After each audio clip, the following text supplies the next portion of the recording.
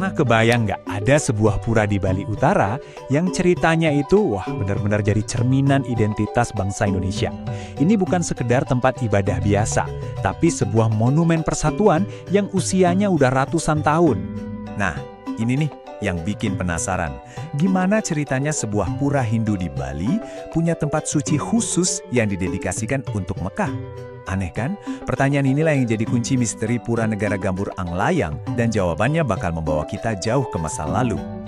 Oke, kita mulai perjalanan kita dari awal ya, dari fondasi pura ini yang super unik dan multikultural.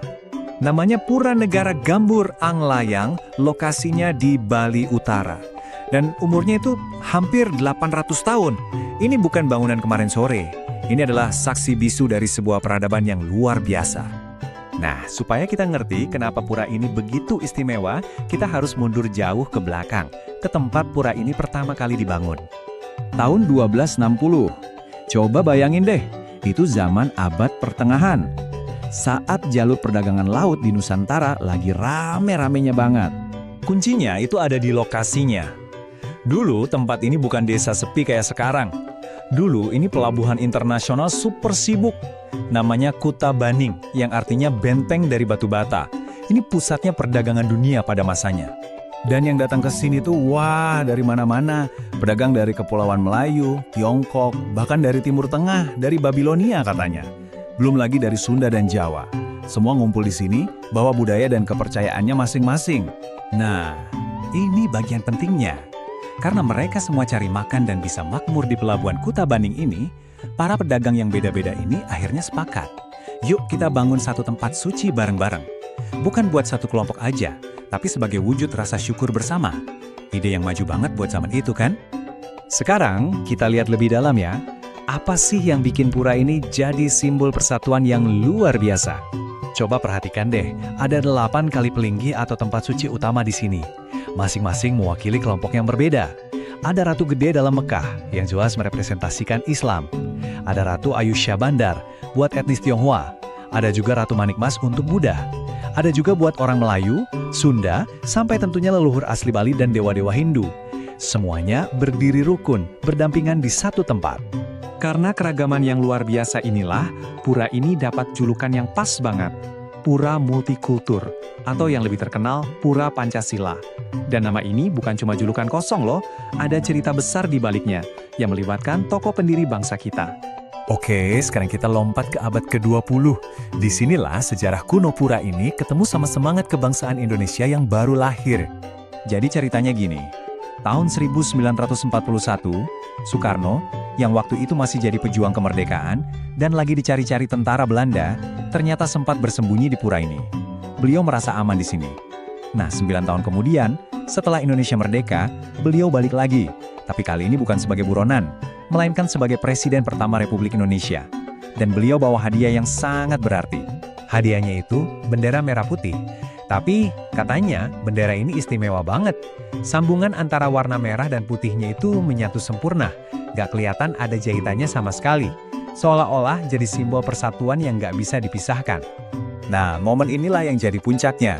Kunjungan dan hadiah bendera dari Soekarno itu seakan-akan meresmikan pura ini sebagai simbol hidup dari Pancasila.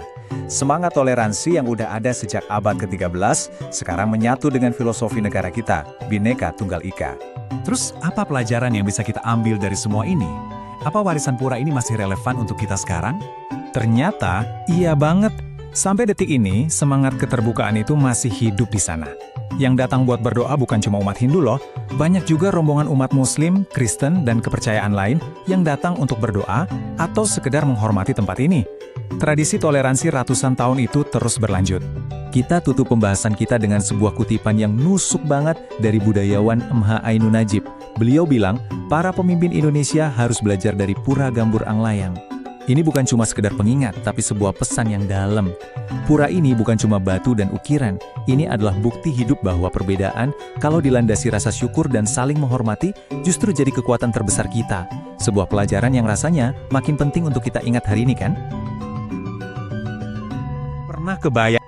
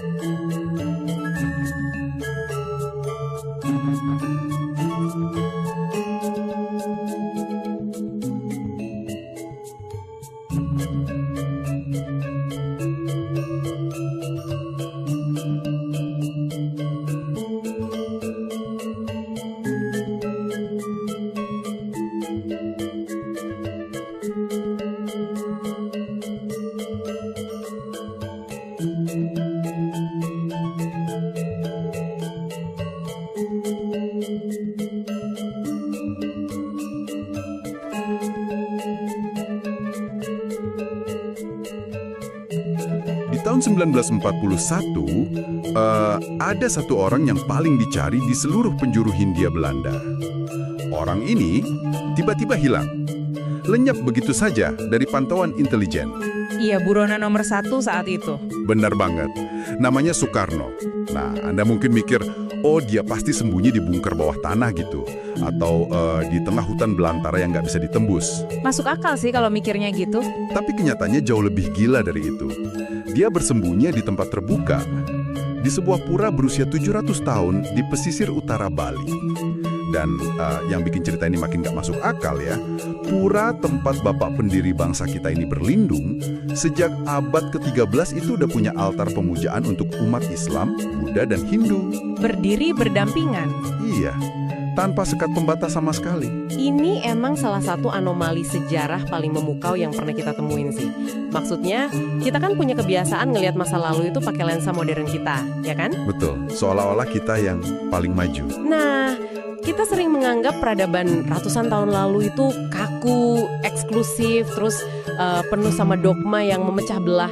Tapi sumber-sumber yang bakal kita bedah hari ini justru Menampar keras asumsi itu ya. benar sekali, menampar keras asumsi kita. Makanya hari ini, dalam penelusuran mendalam kita, misi kita adalah membongkar tumpukan jurnal akademis, catatan sejarah maritim, dan tradisi lisan yang dijaga ketat selama berabad-abad. Fokus kita ke Pura Negara Gambur Anglayang di Desa Kubut Tambahan, Buleleng. Ini tempat yang sangat luar biasa. Untuk Anda yang mendengarkan ini dan ngerasa dunia sekarang tuh kok kayaknya terlalu terpolarisasi, Anda harus ikut kami mundur ke masa lalu. Karena semakin dalam kita menggali, makin kelihatan kalau konsep toleransi radikal dan masyarakat multikultural itu bukan penemuan modern. Bukan dari piagam PBB ya? Nah, bukan. Konsep itu tuh udah dipraktekkan, diuji oleh krisis, dan diabadikan dalam bentuk batu bata di Bali Utara. Kalau kita mau memahami urutan DNA dari tempat ini, kita nggak bisa langsung ngebahas puranya.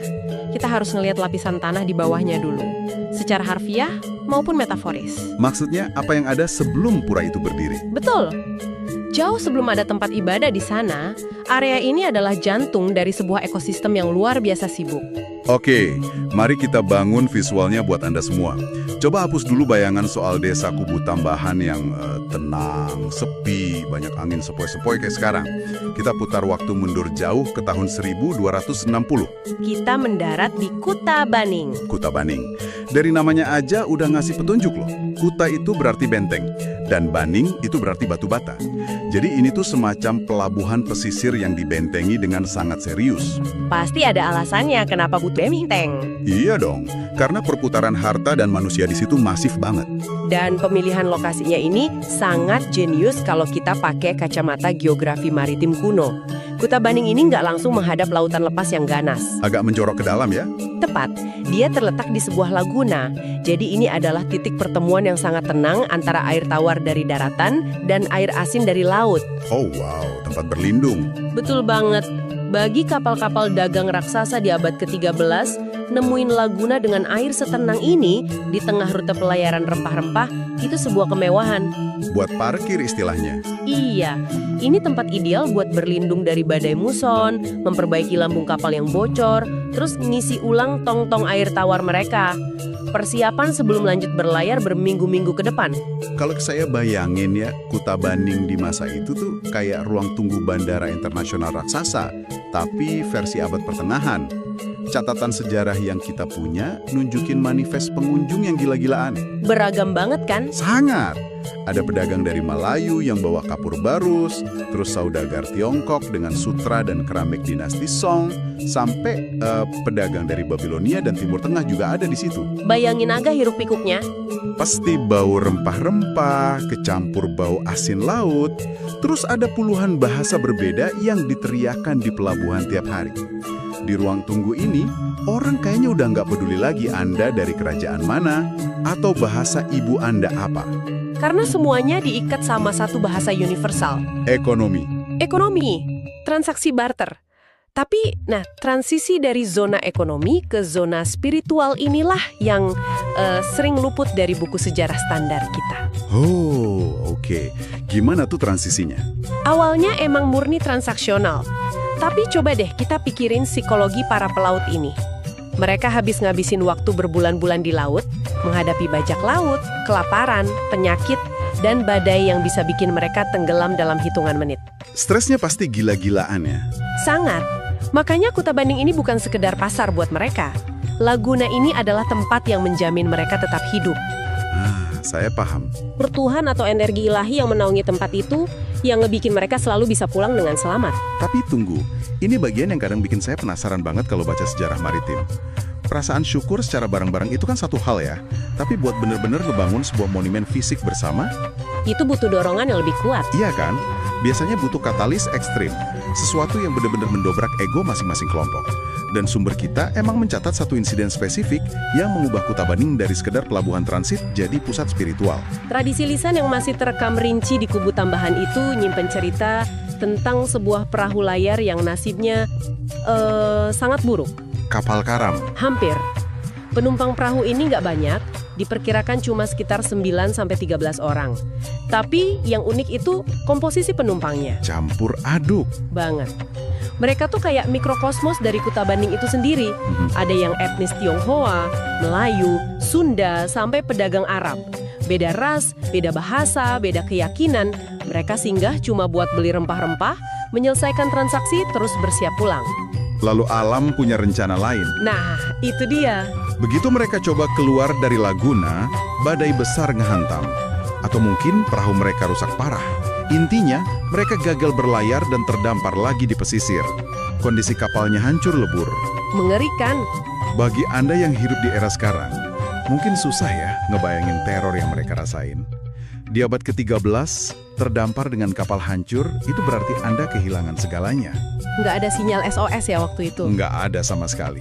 Nggak bisa ngabarin keluarga, nggak ada jaminan bisa bertahan hidup dari kelaparan, investasi ludes.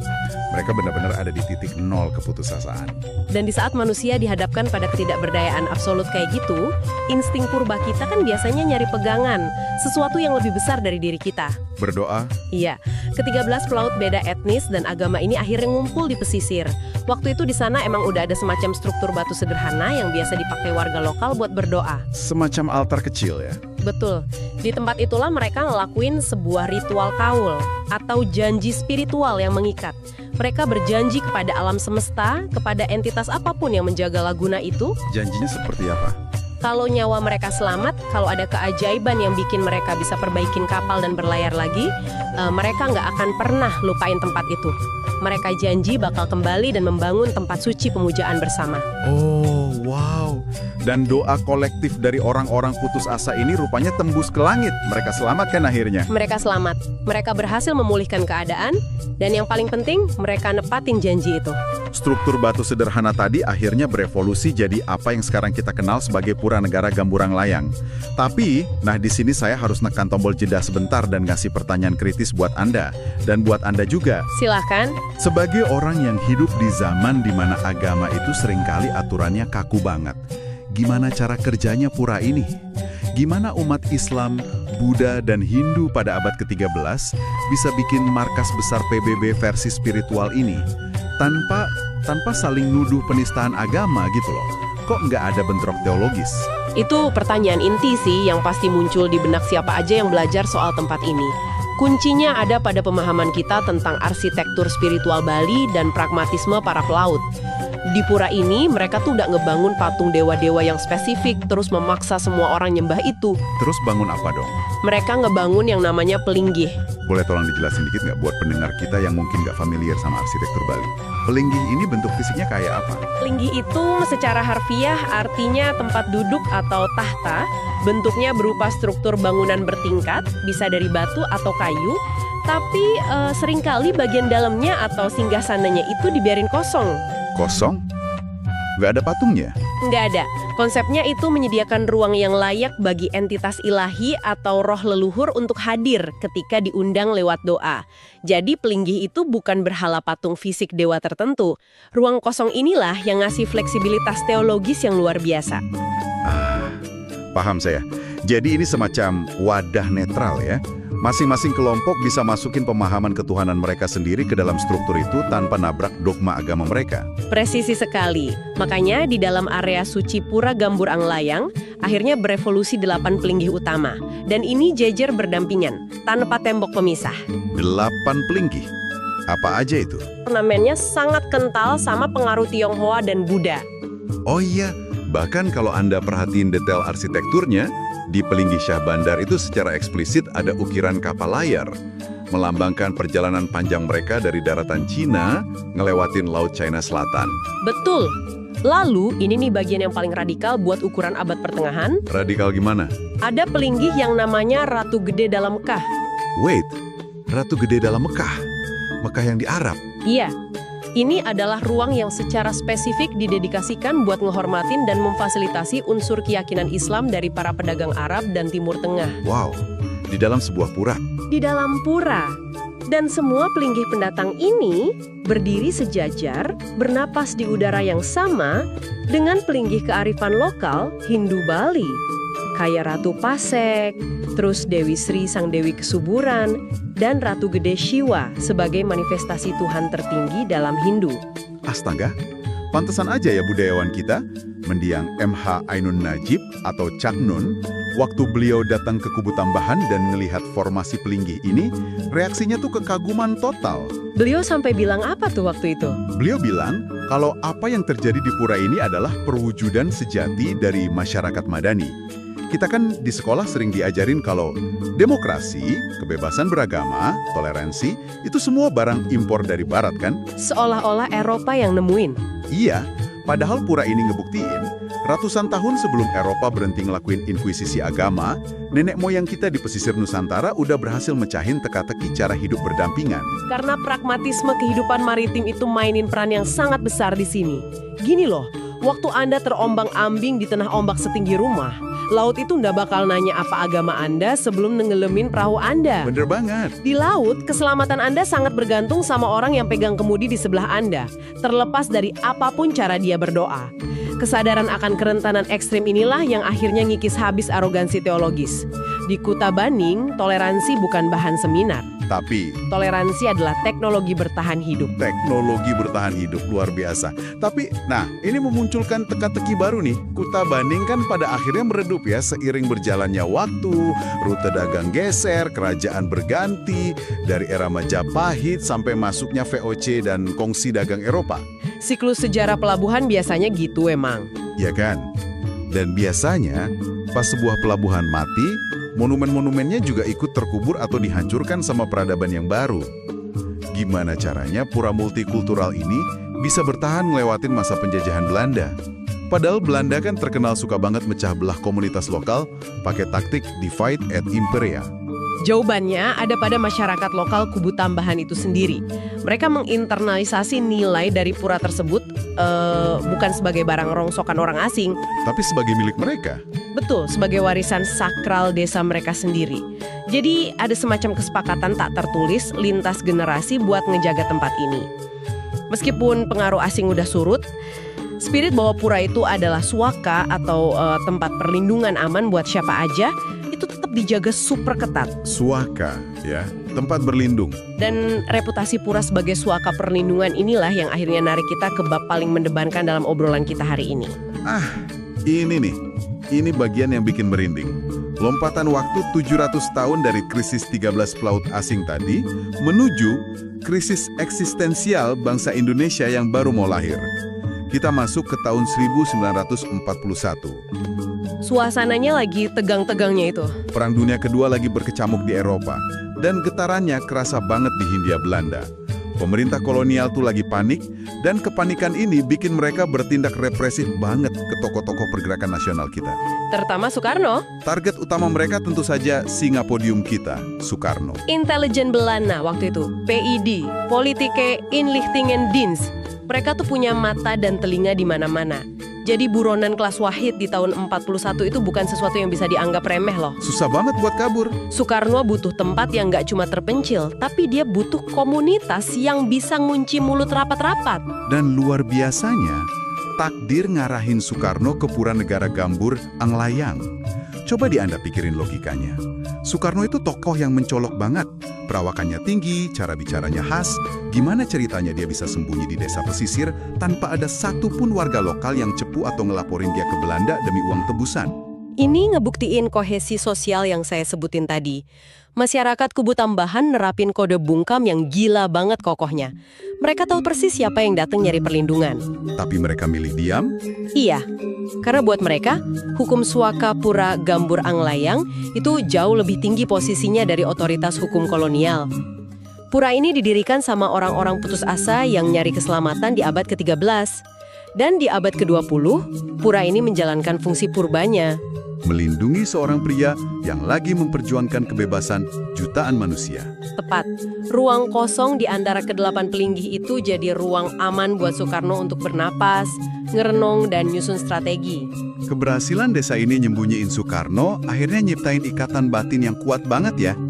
Soekarno tuh nggak pernah lupa sama utang nyawanya pada pura ini dan masyarakat Kubu Tambahan. Makanya setelah merdeka, pas beliau udah sah jadi Presiden Republik Indonesia, beliau balik lagi ke sana di tahun 1950. Tapi kembalinya bukan sebagai pelarian lagi dong. Bukan, beliau balik sebagai kepala negara yang datang buat ngasih penghormatan. Kunjungan di tahun 1950 ini tuh benar-benar momen sejarah yang syarat sama simbolisme. Beliau datang bawa hadiah. Sebuah bendera merah putih. Betul, ukurannya cukup besar, sekitar 100 x 120 cm. Bendera ini secara resmi diserahkan buat disimpan sebagai benda pusaka di dalam pura. Oke, sampai sini mungkin ceritanya kedengeran kayak kunjungan kenegaraan biasa. Presiden datang ngasih bendera, selesai. Tapi ini Soekarno loh. Nggak ada yang biasa aja dari cara dia ngerancang sesuatu. Pasti ada pesannya. Ada satu detail fisik pada bendera yang dikasih Soekarno ini yang bikin saya merinding. Secara teknis ya, bendera merah putih zaman itu kan dibuat dengan menyatukan dua potong kain, merah dan putih, lalu dijahit di tengahnya. Bendera pusaka buatan Ibu Fatmawati aja ada jahitannya kan? Betul, ada jahitannya. Tapi bendera yang diserahin ke Pura Gambur Anglayang ini sama sekali nggak punya bekas jahitan yang nyambungin kedua warna itu. Ini detail yang luar biasa. Berdasarkan catatan tetua desa dan peneliti yang lihat langsung kainnya, warna merah dan putih itu tuh menyatu begitu aja dalam satu lembar kain. Kayak dicetak gitu ya? Iya, tanpa kayak pakai teknik sablon presisi tinggi atau pewarnaan celup yang sangat canggih. Padahal, teknologi produksi bendera sablon dua warna sebesar itu tanpa luntur di Indonesia tahun 1950 itu masih sangat langka dan mahal banget. Nah, di sini saya mau agak skeptis sedikit ya. Bukankah ada kemungkinan Soekarno waktu itu kebetulan aja dapat suplai bendera buatan pabrik luar negeri yang emang udah dicetak gitu? Terus karena buru-buru, nggak ada waktu ngejahit, ya udah dibawa aja bendera itu. Maksud saya, apakah kita nggak kejauhan narik kesimpulan kalau ketiadaan jahitan ini adalah pesan tersembunyi? Skeptisisme yang wajar sih. Tapi kita harus balik lagi ke profil siapa itu Soekarno. Beliau itu kan arsitek, pemikir visual yang sangat teatrikal. Beliau itu mendesain seragamnya sendiri, tongkat komandonya, sampai hal sedetail tata letak Monas. Iya, beliau sangat peduli visual. Soekarno itu sangat terobsesi sama bahasa simbol. Kalau beliau cuma butuh bendera asal jadi, beliau gampang aja merintahin penjahit istana buat bikin dalam hitungan jam. Fakta bahwa beliau khusus bawa bendera tanpa jahitan ini, ke pura yang sangat spesifik ini juga, rasanya nyaris mustahil kalau cuma kebetulan logistik belaka. Jadi Anda yakin banget ini metafora fisik yang sengaja dia buat? Sangat yakin. Soekarno dengan insting sejarahnya yang tajam, dia ngelihat 8 pelinggih di pura itu. Dia ngelihat unsur Islam, Hindu, Buddha, Tionghoa, Melayu, Sunda, Bali, semuanya berdampingan tanpa dinding fisik. Lalu dia meresponsnya dengan bendera tanpa jahitan. Betul. Pesannya sangat jelas. Persatuan bangsa Indonesia itu harus utuh, menyatu secara organik dalam satu kanvas, bukan dua entitas berbeda yang dijahit paksa pakai benang. Karena kalau dijahit, itu kan rawan putus kalau ditarik konflik. Wow, itu perspektif yang dalam banget. Bendera tanpa jahitan itu cerminan masyarakat tanpa sekat. Dan, karena penyerahan bendera syarat makna inilah, Pura Negara Gambur Anglayang akhirnya dapat julukan baru dari peziarah dan masyarakat luas. Julukan yang sangat relevan sampai hari ini. Pura Pancasila. Nama yang sangat pas. Julukan ini bukan dari SK pemerintah loh ya, tapi pengakuan organik dari masyarakat bahwa kelima sila dasar kita, khususnya sila Persatuan Indonesia, itu secara harfiah udah punya wujud arsitekturnya di Desa Kubu Tambahan. Itulah kenapa penelusuran sejarah ini nilainya luar biasa. Kita jadi sadar kenyataan bahwa identitas multikultural bangsa kita itu bukan barang impor atau dijejalkan dari pemerintah ke bawah. Udah dari sananya? Iya, Toleransi radikal itu benar-benar lahir dari rahim geografis Nusantara. Praktik ngasih ruang buat orang beda keyakinan, buat beribadah dan merasa aman di sebelah kita, itu adalah tradisi luhur.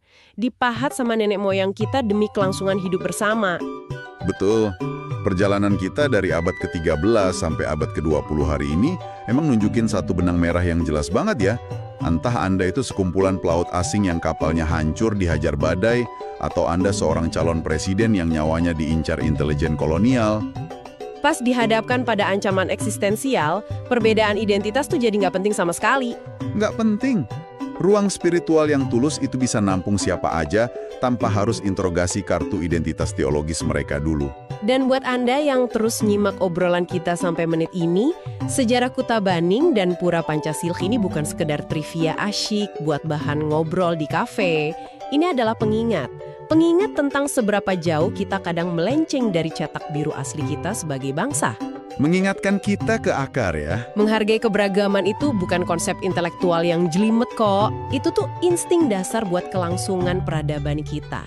Sangat setuju. Monumen batu bata di pesisir utara Bali itu nggak cuma merekam masa lalu, tapi justru menantang masa depan kita. Nah, buat nutup penelusuran kita kali ini, saya mau ngajak Anda sedikit ngerenung.